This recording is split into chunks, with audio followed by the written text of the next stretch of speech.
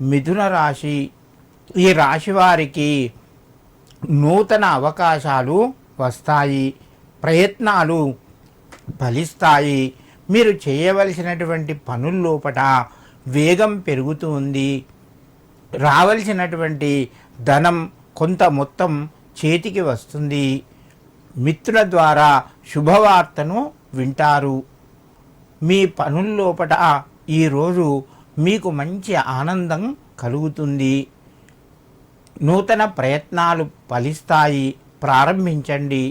కొత్త పెట్టుబడులు ఆలోచించి నిర్ణయాలు తీసుకోండి, మీకు లాభాలు చేకూరుస్తాయి.